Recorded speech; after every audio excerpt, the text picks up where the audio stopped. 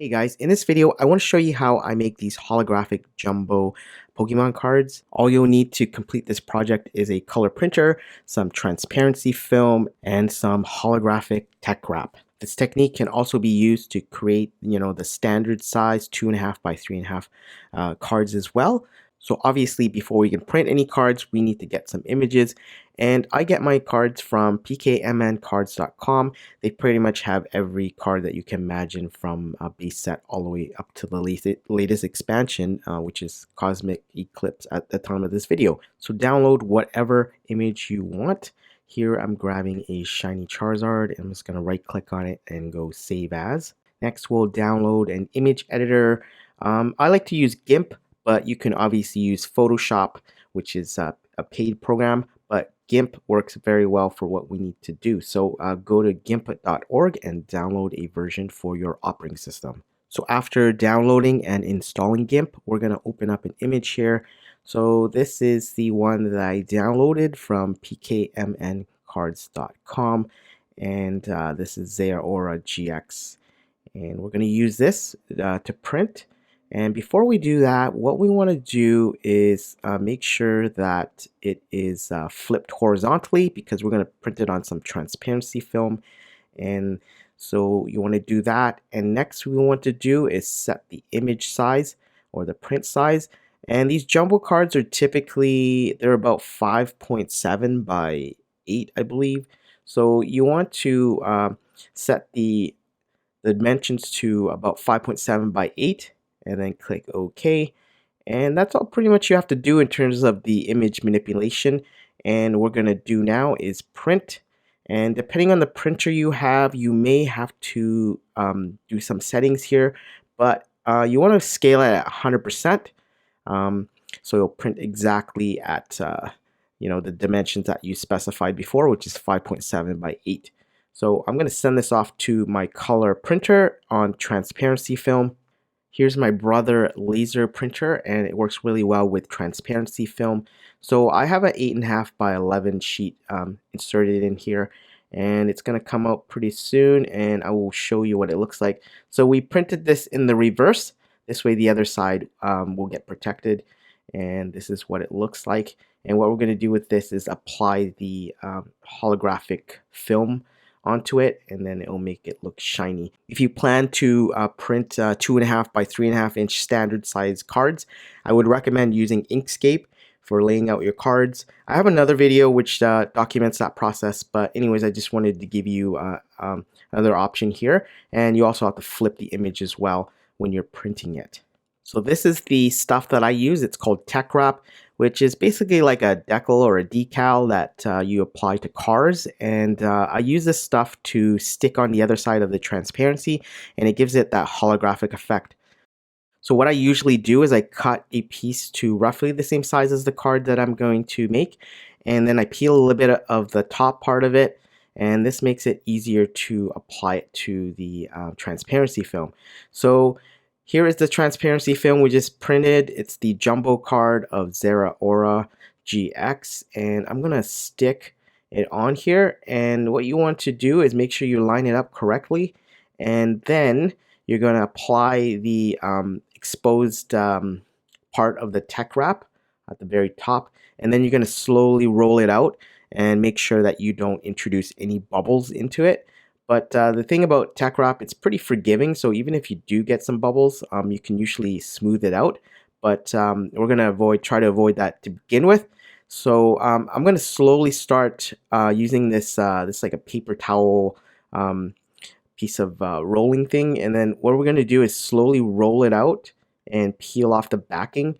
And this way we won't get any bubbles underneath the TECKWRAP, and it'll go on really smooth. So there are a little bit of bubbles there. I'm just gonna quickly squeeze out the bubbles just by pushing it towards the edge of the card, and that should help you disperse or move the air pocket out, and then eventually it will disappear. And that's what it looks like after you've applied the TECKWRAP to the transparency film. Now we're gonna flip it over just to let you see what the results are. So there it is. We're gonna have to do some trimming obviously, but it looks pretty good already, and it looks pretty legit. And it's a good way to make proxy cards. They don't make a Zeraora GX jumbo card, but if you like collecting those type of cards, you can make your own if they don't exist. But I also make like 2.5 by 3.5 standard size cards with this method just for proxy play when I don't want to use my real cards. So they look pretty good, but the next step will involve trimming it. So here I have this paper trimmer. The brand I use is it's called Fiskars, and it's like very popular. You can find them in Walmart and obviously Amazon. I think this is where I got it. And you can use this to trim the card to the right size. I don't know if you can see it, but the paper trimmer actually has like this really thin guide wire down the center of the cutter, and it really helps in terms of aligning the artwork with the blade so that when you cut it, it's like a perfect cut. So it's much easier to cut than with scissors and even an X-Acto knife with a ruler. So I prefer this method because it is pretty accurate, and it's a lot safer too. So trim the 4 sides and you should have a perfectly cut card. I'm gonna fast forward to this part because it's pretty boring, but take your time and you'll get some really clean and accurate cuts. So it's already starting to look like a real jumbo card, and these are really good for framing. I put them in picture frames and I hang them around my office at work and at home as well. So they're actually pretty cool, and I don't really notice any air pockets or bubbles underneath, so looks pretty legit. So the very next step is to actually trim the corners because the corners are sharp and square. And as you know, Pokemon cards have rounded corners. We're going to use a corner rounder. Again, I bought this from Amazon, but you can pick these up at Walmart too, I think. Any a crafts and supply store, the Kadomaru Pro. And this one has 3 settings: small, medium, large. And for a jumbo card, I think you could start using like at least a medium or a large. But I like to use the large setting. So you may want to try it out with medium or small. But for these type of jumbo cards, the large setting works great. And you can see that it gives it a really nice clean cut. Obviously, you can use your scissors, but they never turn out well if you do use your scissors because you're not going to be as accurate as a dedicated corner rounder. So there it is. It's pretty much complete now, and it looks pretty much like a real jumbo card that you would get if you bought, you know, one of those collection boxes. If you want it to look even more legitimate, you can print the back for it as well. So this is the back of a Pokemon card that has been sized up to 5.7 by 8, and you can basically like stick it on the back if you want. But most of the time I'm going to put these in like top loaders, so I'm just going to stick it in like that. But in my case, I'm going to put it in this picture frame here, and this is like a lucite or acrylic picture frame which is held together by magnets, and these work really well for these type of jumbo cards. So what I usually do is I will sandwich the holographic image and the card back to between these pieces of acrylic, and you can pick these up at Amazon as well. They basically have these magnets on both sides of the acrylic and that hold it together, and they are about an inch thick.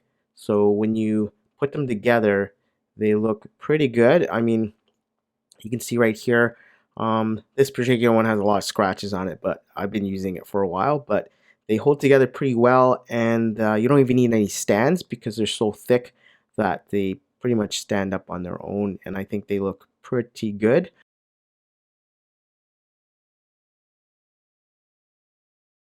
So this technique also applies to, you know, the smaller standard size cards. So I do make some proxies using this method. And here you can see the shiny Charizard. The one that's in a screw down case, that's the real one. And on the left, that's the proxy version, which I just printed using the technique I showed you before. And you can tell it looks pretty good. I mean, the real one, the official one, they have ridges in the card, obviously for to prevent counterfeiting and stuff like that. If you want to make your own proxy cards to play with and you don't want to damage your real cards, this is definitely an option because it does make them look pretty real. But once you put them side by side, you can clearly tell that obviously it is a proxy and not a real one. Anyways, that's it for this video. I hope you found it useful. As you can see, it's actually pretty easy to make your own holographic cards. This technique can be applied to other card games, whether it's Pokemon, Magic the Gathering, Yu-Gi-Oh, whatever. This method works really well in terms of making your own proxy cards or jumbo cards. And I will see you next time.